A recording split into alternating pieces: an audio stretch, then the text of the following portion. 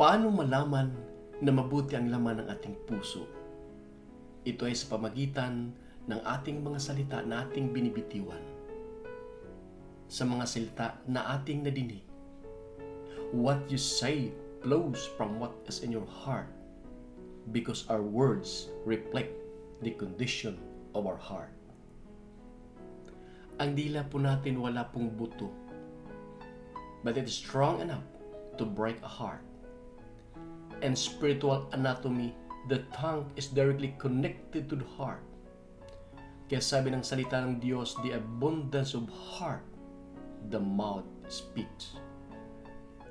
On Matthew chapter 12, verse 35 to 37, a good man brings good things out of the good stored up in him, and an evil man brings evil things out of the evil stored up in him. But I tell you that everyone will have to give account on the day of judgment for every empty word you have spoken.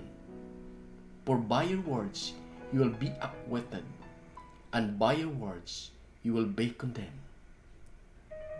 Kapag tayo po ay pumunta sa clinic for a medical check-up, the doctor used a small stick to hold your tongue down and said, "Show me your tongue."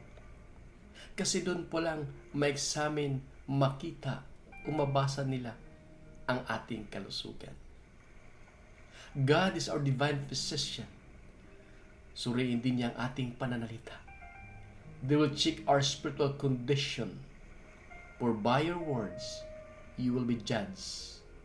And by your words, you will be condemned.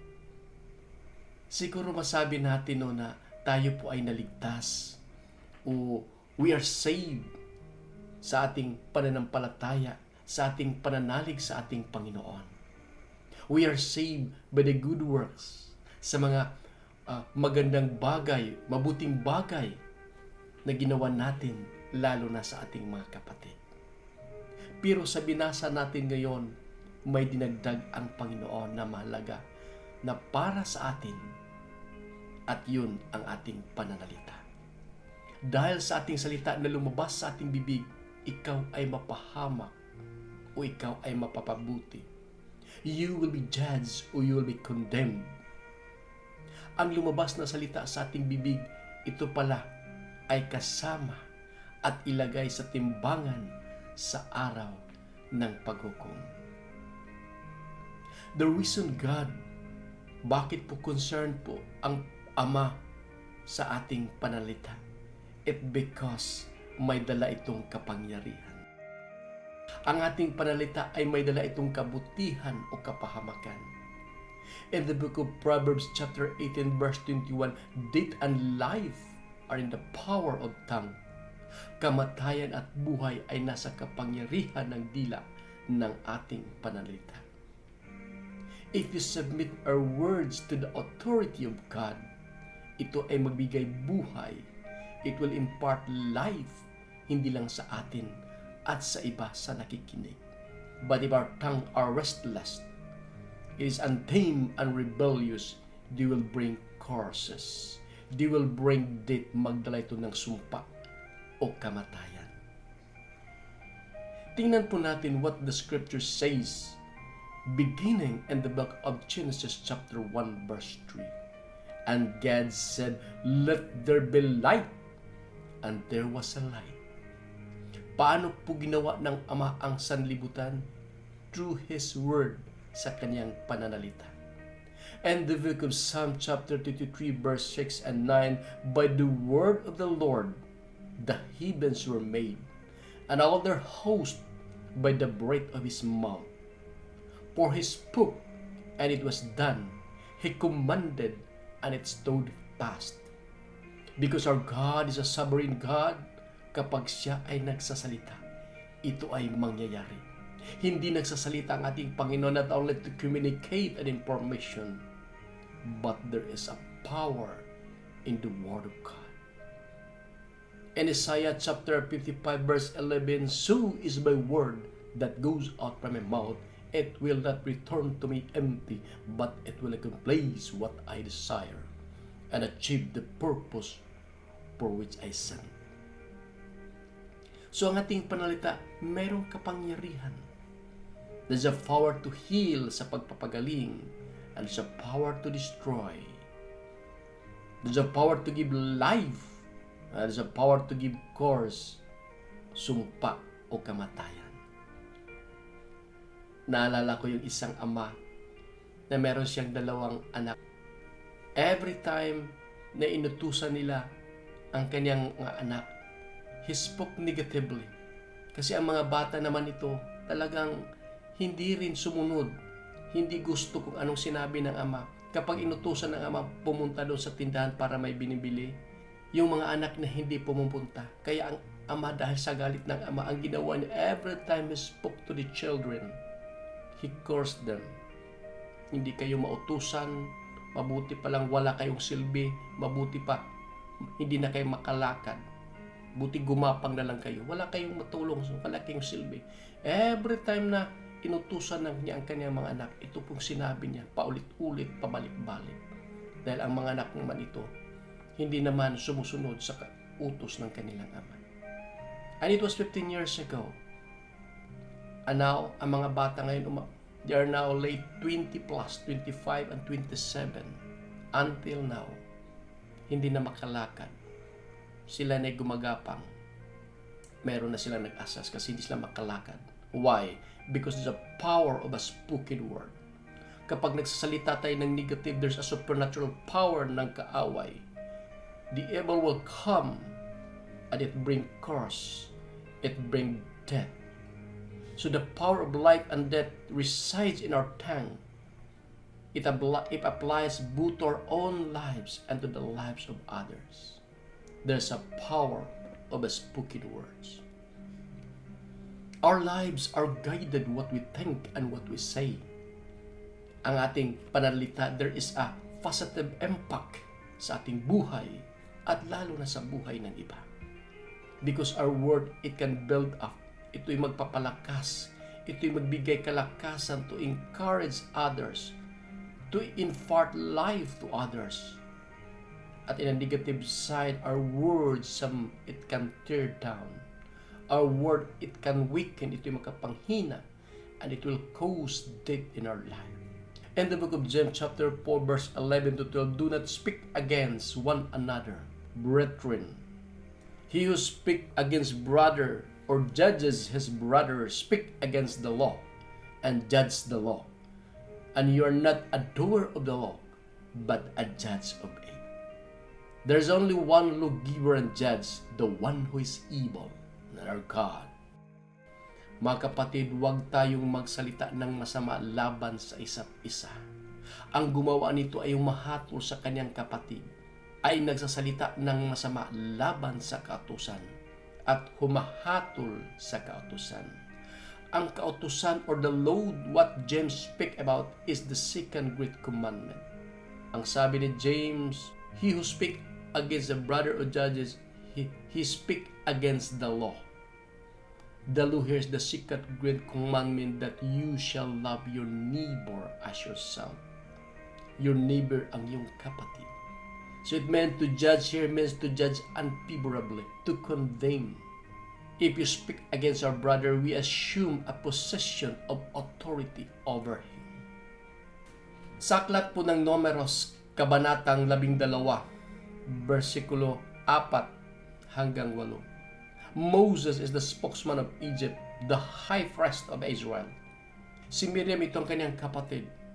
At ito namang si Miriam ang sinasabi, they're complaining. Sinabi niya, bakit ba itong kapatid ko na ito na si Moses? Siya lang palagi ang nagbibigay ng sugo, ng utos. The Lord hear the complaining words of Miriam and Aaron. As a father, tinawag po nila ang kanyang mga anak. Si Moses, si Miriam, at saka si Aaron. At once the Lord said to Moses, Aaron, and Miriam, come out to the tent of meeting, all 3 of you. So the 3 of them went out. The Lord came down in a pillar of cloud. He stood at the entrance of the tent and summoned Aaron and Miriam. When the 2 of them stepped forward, he said, listen to my words. Verse 7. Ang aking lingkod na si Moses ay hindi gayon siya tapat sa aking buong buhay. Sa kanya na makikipag-usap ako ng bibig sa bibig na maliwanag at hindi sa malabong salitaan. At ang anyo ng Panginoon ay kaniyang makikita. Bakit nga hindi kayo natatakot na magsalita laban sa aking lingkod, laban kay Moses? At dahil dun, because Miriam speak against his brother Moses, si Miriam ay nagkakitong, pumuti ang kanyang katawan gaya ng niyebe. Kapatid, this slander or speaking against, it operates in our life. Nasa sa atin minsan. Many of us yield to the impulse to speak against us, against brothers and sisters, against the members of our family. Mayroon tayong nasalitaan na hindi maganda, even to the members of our family, even to our mga in-laws, kasamahan sa trabaho. Meron tayong sama ng loob, meron tayong hinanakit, puot, and those resentment that have accumulated over the years, we find and release through our mouth. Akala natin marilis tayo kapag napalabas natin ang hindi magandang salita para sa ating kapatid. In fact, speaking of our resentment does not release it, but only increase it, lalong nadagdagan. Minsan nga, many of us complain our boss. Yan. Kahit nga sa mga pastor o sa mga pari, we speak against them. Salamat na lang that we speak again sa mga lingkod ng Diyos, hindi tayo nagkakitong. Tulad noon kay Miriam.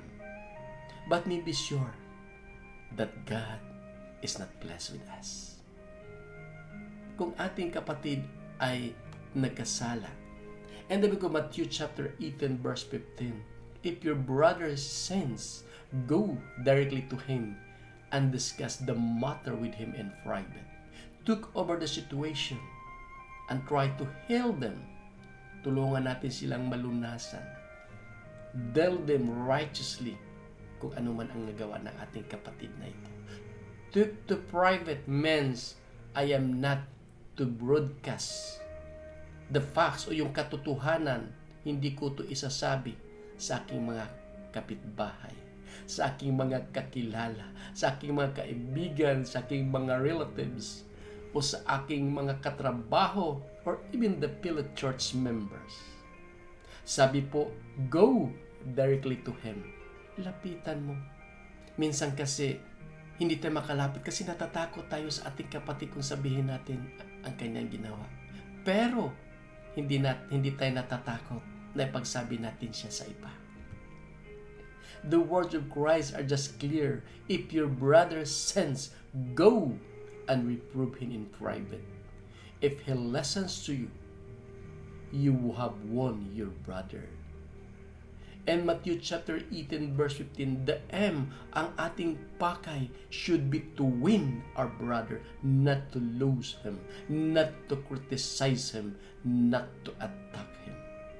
Ang salita ng Panginoon, hindi lang pinagbawal to speak against our brothers, but tinuturuan din tayo to refuse to listen to people who speak against our brother. Kasi ang paninira ng puri, ang mga chismes, it is not a solitary sin. It takes at least two of you to slander. Kaya ang sabi ni Sirach chapter 11 verse 9, do not argue about matter which does not concern you, nor sit with sinners with the judge a case. Ang usual reaction kasi kapag may narinig tayo na hindi maganda sa ating kapatid, naniniwala agad tayo sa nagsasabi, nagbigay ng report sa atin. At yung ating kaibigan na ating pinagkatiwalaan noon, nawala na ang tiwala natin sa kanya. Sabi ni Sirach chapter 19 verse 15, do not believe everything you hear. Kaya maingat sa ating pananalita. With our speech, we can rob someone of his good reputation. We steal away his trust in others. Sa ating pananalita, we can set brothers against brother, sister against sister. The speaking against brothers, slander, gossip, it is a serious offense against God's law. for the involved robbery of a person, the most cherished possession. Your one good name, ang iyong mabuting pangalan, ang iyong dangal. Kaya sabi ni Paul in the book of Ephesians chapter 4 verse 29, do not let any unwholesome talk come out of your mouth, but only what is helpful for building others according to their needs, that it may benefit those who listen. Sabi ni David in the book of Psalm 141 verse 3, maglagay ka ng bantay, O Panginoon, sa harap ng aking bibig. Sit guard over my mouth, O Lord, and keep watch over my lips. Bantayan mo, ingatan mo ang pintuan ng aking mga labi. Proverbs 21:23, he who guards his mouth and his tongue keeps himself from calamity. Kaya kapatid, kung meron mang lumapit sa atin at they're speaking against your brother, pwede nating sabihin sa kanya, what is the reason for telling me? Where did you get that information? Meron ka bang evidence? Meron ka bang support? Have you directly involved when it was happened? Nandun ka ba sa panahon, sa pangyayari na yan? At hindi tayo agad maniwala. Can I quote you if I check this out? Tingnan ko muna. Hindi agad muna tayo maniwala. At kung tayo naman ang naghatid ng mga balita sa ating kapatid, think twice before you speak. Think twice before you speak. The word think, meron tayong makukuha. Think, T means true. Ito ba ay katotohanan? It's helpful. Ito ba ay makatulong sa kanya o sa mga taong nakikinig o sa kanyang mga kaibigan? Is it inspiring? Is it necessary? Kailangan ba talagang sabihin ko to sa kanya? At kung sabihin mo, kind, dapat maayos ang pagsabi na walang masaktan, walang masagasaan, in a proper way, a kind words. So think, true, helpful, inspiring, necessary, and kind. But I tell you that everyone will have to give account on the day of judgment for every empty word they have spoken. For by your words you will be acquitted, and by your words you will condemn.